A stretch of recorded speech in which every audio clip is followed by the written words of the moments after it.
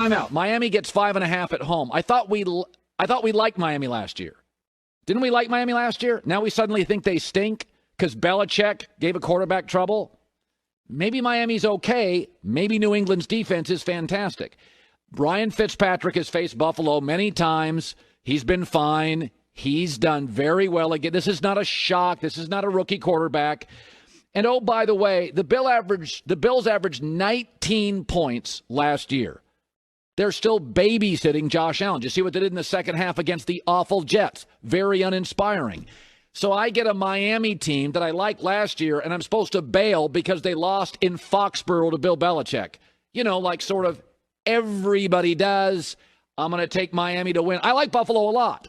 It's going to be, typical Miami September sweat fest for the cold weather Bills. Miami wins 24-23. What?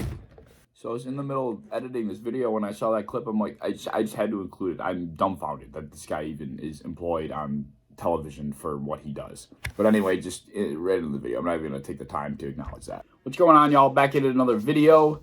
We're going to be looking at this time around the Buffalo Bills versus Miami Dolphins Week 2 matchup. The Bills are heading to Florida to play the Dolphins at Hard Rock Stadium, and they're going to be fans, so we're going to have a little bit of a different atmosphere around the team. We're going to see how they react to it. It really shouldn't make a difference, but you never know. This video, I'm just going to be going over my predictions, my previews for the game, and I want you guys to let me know how you feel about it down in the comments below. I'm going to kind of take it step by step, piece by piece, by how I feel like the game is going to go, who I think is going to have a good game, who I think won't have a good game, etc., etc. First, I'll kind of hop into a recap of last week. So the Dolphins played against the Patriots.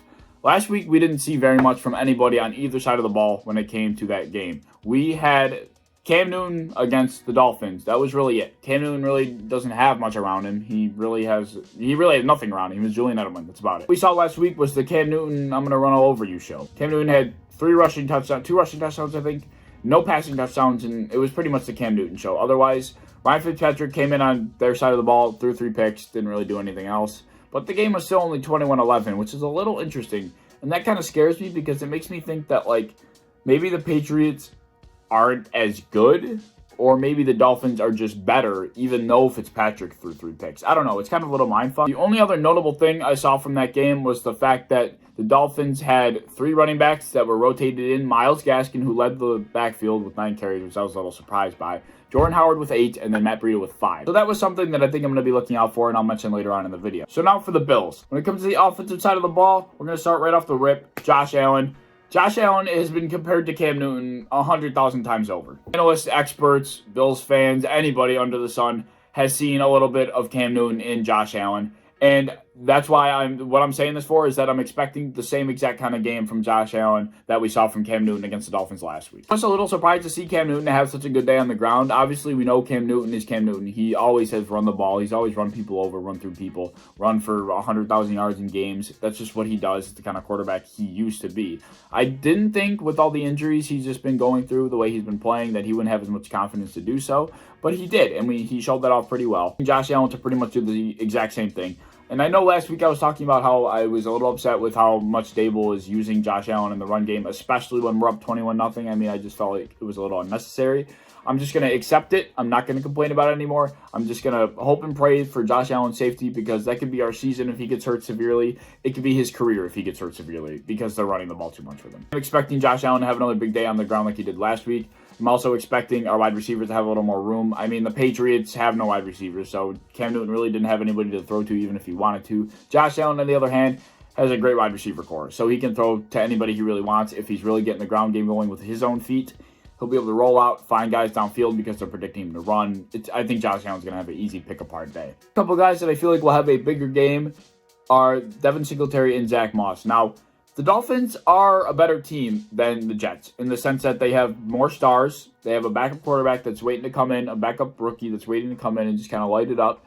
They have Byron Jones, Xavier Howard. They have Preston Williams, Devontae Parker, Mike Gesicki. They have decent running backs. They have pieces, all right? But what they don't have is a Jets run defense. And if there's one thing the Jets do have, it is run defense.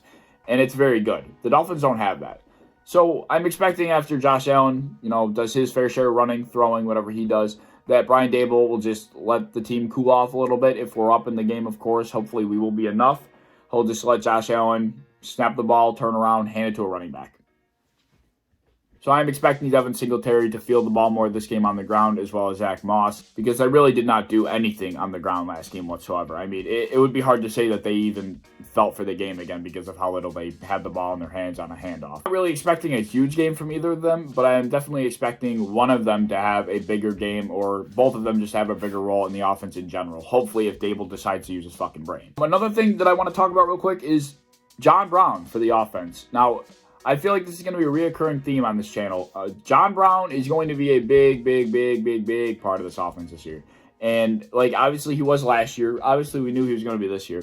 But I've been saying it all in the offseason ever since we got Diggs.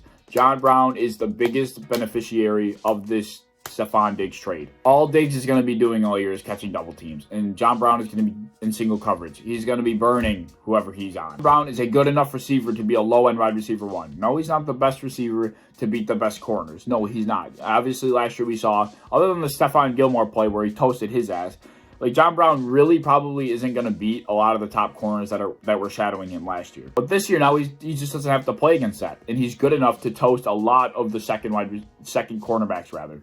So, like I said, a reoccurring theme. I'm expecting Diggs to catch the double teams from Byron Jones and Xavier Howard, and I'm expecting John Brown to just have another big game. Flip the script, go to the defensive side of the ball, and the biggest thing we're going to talk about right off the rip is the fact that we have no Matt Milano and no Trey Edmonds. So without those two guys, we got to figure out who's coming in, and that guy is Tyrel Dodson. Tyrel Dodson is an undrafted free agent from the 2019 season. He came from Texas A&M. He did not play at all last year. He played his first game. He made his NFL debut last week against the Jets and even had a sack. So honestly, our defense is good enough anyway. We really didn't have to move anybody from their position to play that linebacker position, because when you have depth, when you have a coach, when you have a front office that knows what they're doing, they have depth. You create a team that is deep.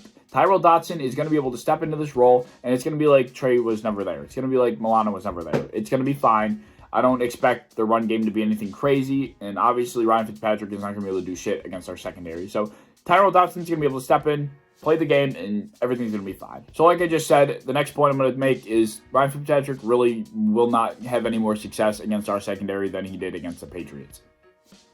Our secondary is 4 times what the Patriots secondary is, and I don't care what anybody says. They have Devin McCourty, and they have Stephon Gilmore, but guess what? We have Tre'Davious White, who is better than Stephon Gilmore. I don't give a fuck, all right? We have Jordan Poyer, who is not better than Devin McCourty. And we also have Micah Hyde.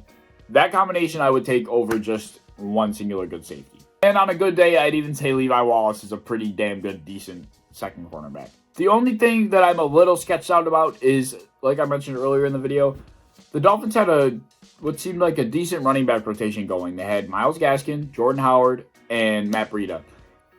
And our run defense hasn't been known to be that good. We've always kind of had a shit-ass run defense, and I'm not really necessarily afraid of their attack on the ground, but just knowing that our run defense isn't very good, that's going to be their way of creating offense. Now, I'm just hoping and praying that our offense is just able to tear apart their defense enough where they're not going to be able to run the ball because they're going to be down all game. That's what my hope and prayer is, but you never know. That's really the only thing about their offense that's going to really make me kind of worrisome, but I mean, I really don't think it's going to be an issue. Like I said, I think our offense will be able to pick apart the Dolphins defense anyway. We'll be up in the game. Should be no problem. So the last point I want to make is Tyler Bass.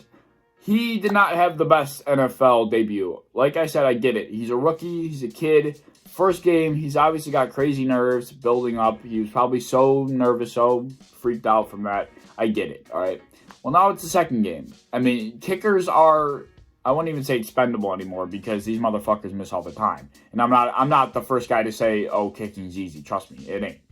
But Tyler Bass, he's going to have to step in and really prove himself this game. He can't be having any more close calls. Even if that one kick did go in, I do feel like he should have just been hitting it down the middle anyway. He hit the next one, or not, maybe not the next one, but he did hit one. That's the point. He did hit one, he missed one, and then he had the in the middle call, whatever you want to call it. Tyler Bass can just step in, hit the kicks he's asked to kick, because I really don't think anybody's going to be asking him to kick a 55-yarder or anything crazy like that. I think it'll be just maybe a 30, 40-yarder here and there. So I hope he could step in, gain that confidence back, and I really think he could be a good kicker in this league, so hopefully he can just fulfill his duty this game and gain his confidence back. I had to give a score prediction for this game. I think I would put it at probably like 24-10. I think. I really don't think their offense is going to be able to do anything at all. I think 24-10 is fair. I saw from our offense last week, we really weren't able to bury the Jets, so I'm not going to say we're going to put up 40 plus. But at the same time, I really think our defense is going to shut them down. And the Jets really should not have had 17 points. They had a Jamison Crowder fluke play. Like, they shouldn't even have that touchdown. And other than that, like, they really shouldn't even have the field goal that they had because of Josh Allen fumble, so they shouldn't even have the ball at the end of the first half. So really, the Jets really should have put up only like 3 points, if that. And I really expect the Dolphins to have the same struggles. Leave a like, subscribe, do all that fun stuff. I'm looking forward to the game this week. My next video will be the recap of this coming Week 2 game.